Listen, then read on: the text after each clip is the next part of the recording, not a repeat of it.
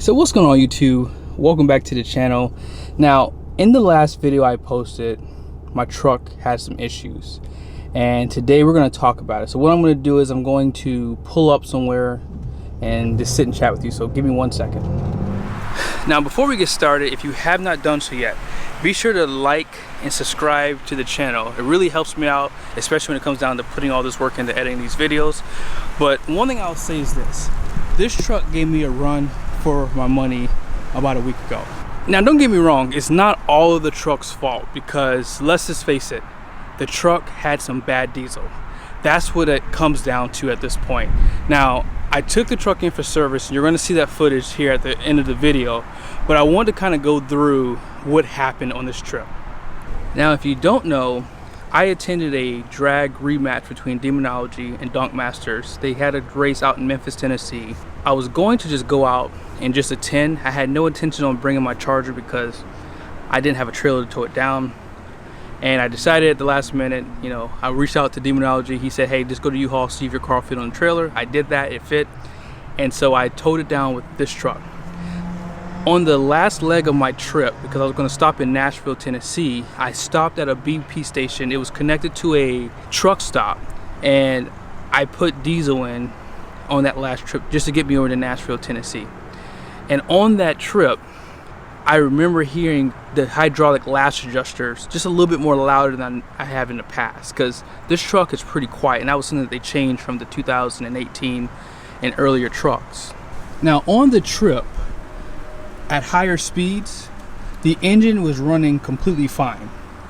But when I came up to a stop, I got stuck in some traffic, there was an accident on the highway, I could hear the engine making a really loud sound. Now, I'm going to play a little bit of a clip of the previous video that I posted so you can kind of hear what I'm talking about.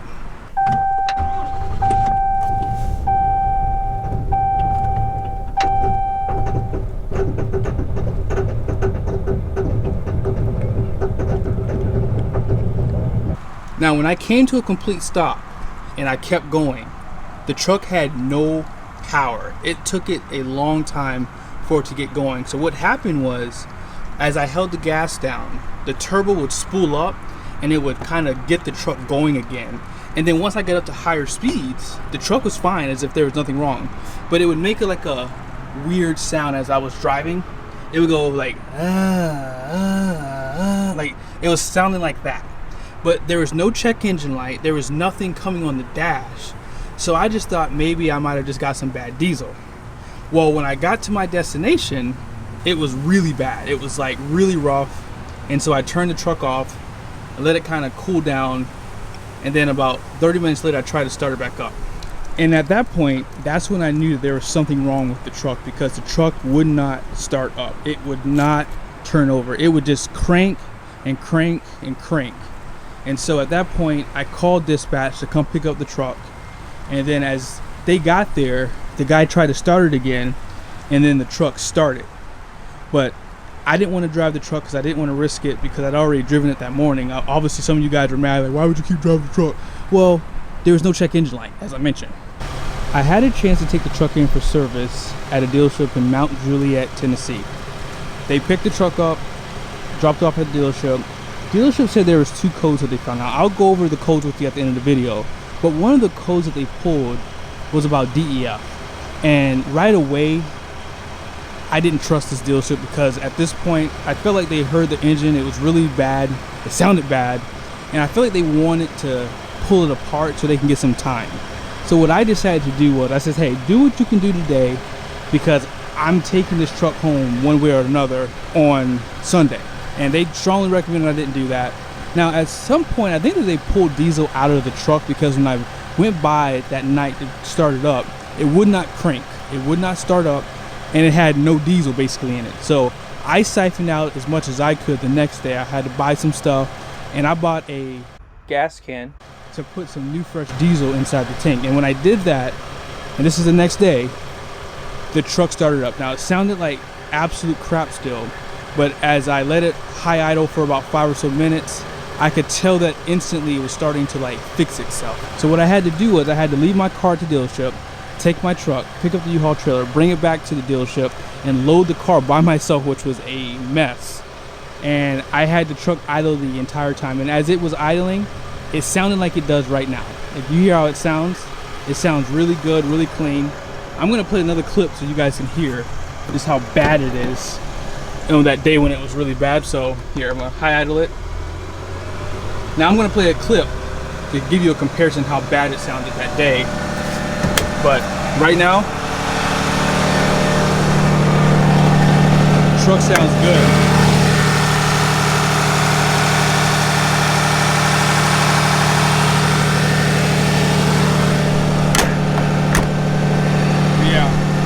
That's how it's supposed to sound. Sounds clean. You can't hear the hydraulic lash adjusters anymore. But here's a clip of what it sounded like when I picked it up.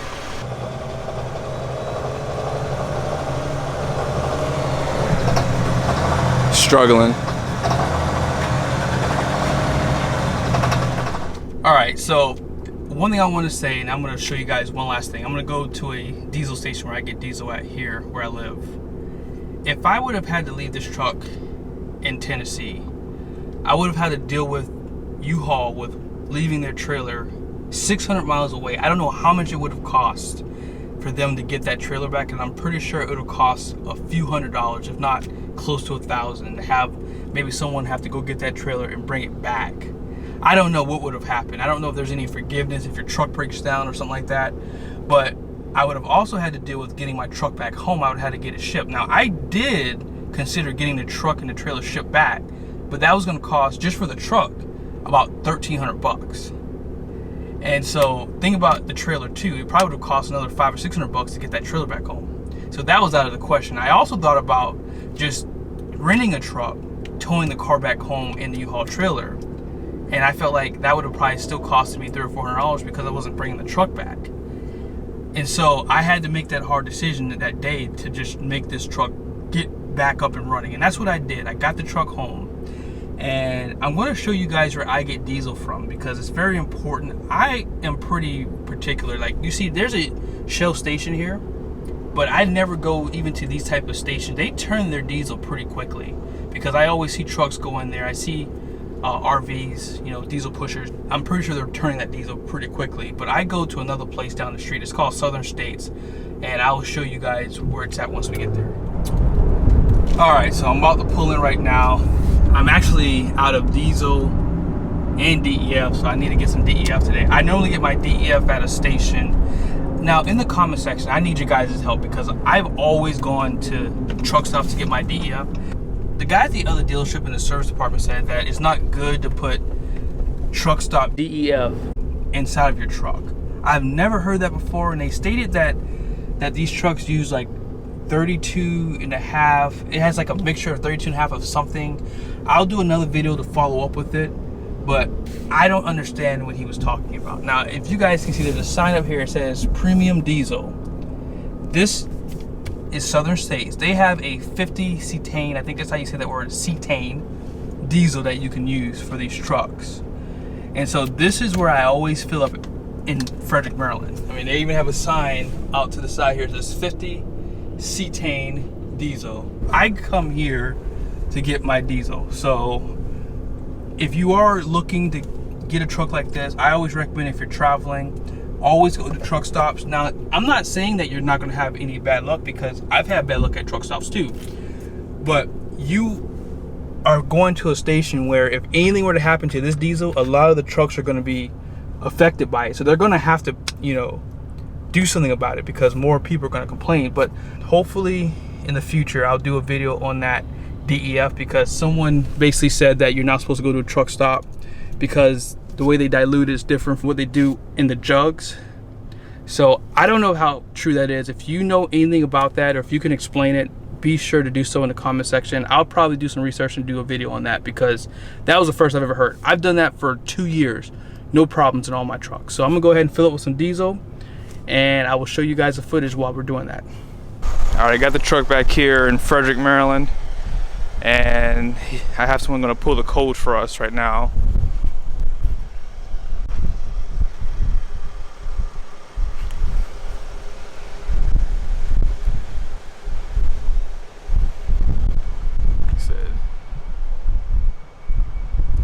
guys can see the check engine lights on. Let's get it off the computer. All right, cool. Yeah, check engine light. I don't know if you guys can see it. Check engine light's still on. Truck's not idling rough anymore. Even when I do it in high idle, seems like it was some bad diesel, but we're gonna see what the codes say. So let's go inside and see. He's gonna pull up on a computer. Yeah, codes are turbocharger under boost. And like I said, that stored code was probably from when the def was low. Okay, yeah, the def was low on Friday. Yeah, that's, I mean, it says right there, level 2 low, so I wouldn't worry about that one too much. Okay. But I mean, yeah, I can have Jason scan it. I mean, I scanned it, but I can have him see if there's any kind of software updates or anything like that while, while you got some time. Sounds good. Yeah, I'll leave it here with you guys, and like I said, I'll just call me. You have my information. All right, so as you guys just saw, check engine light was on when I got to the dealership from Tennessee to Maryland.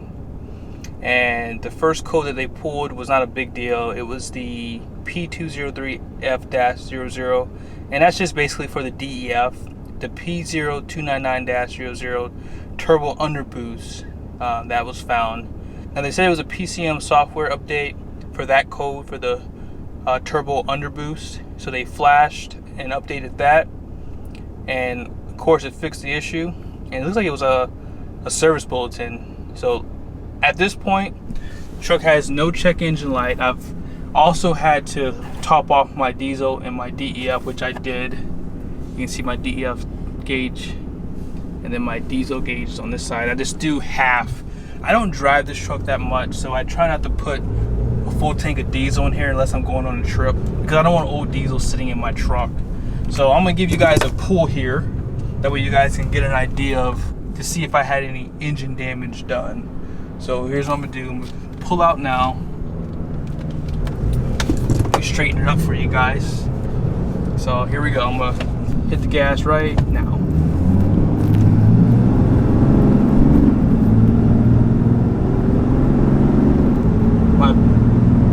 My PSIs are about 33 PSIs. Truck is nice and strong. Engine's quiet again. Nothing wrong with the truck. So what did you guys learn from this? What you learned is Ram's Cummins fixed itself. My truck sounded like crap. And I want you guys to know, Mopar or no car, if you're in the market for a truck, the Ram Cummins will fix itself. It will fix itself. That's how good this truck is. This truck fixed itself. And on that note, on a sunny day, thank you guys so much for your support. I'll see you soon.